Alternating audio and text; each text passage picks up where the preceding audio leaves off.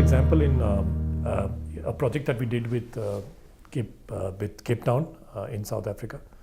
and I think there we have been quite successful. What we did is we kind of implemented a land and revenue management solution out there, which is called Momentum from Thomson Reuters, and we helped solve 2 or 3 challenges, which is increase the base of property tax payers in the city by significant number. We also helped reduce the property tax related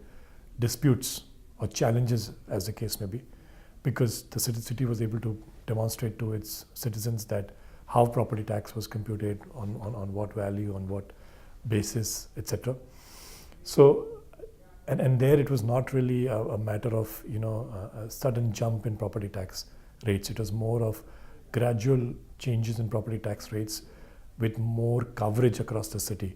so that on an overall basis the city's property tax revenues kind of increased, and that could happen because of some very strong will and commitment from the city administration, and support from the citizens, of course, but also equally technology enabled the fact that you could actually do a lot of this stuff that was planned.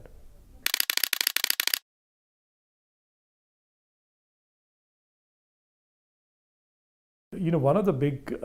challenges is guaranteing rights to citizens, right? So in some of the countries where we've done work,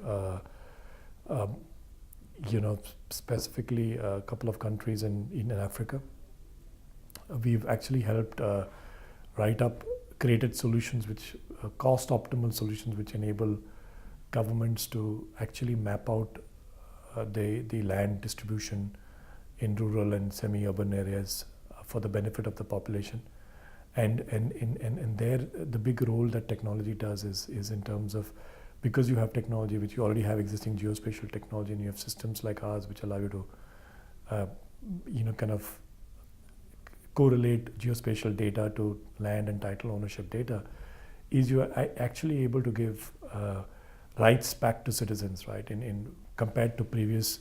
scenarios where it was uncertain as to who owned how much land and who had a right on which property and which land, right? So when you're in the phase of development where you have to do that, and I'm sure that there are challenges in a lot of other countries across the world, I think this land management or land and revenue management systems and technology can be of significant value.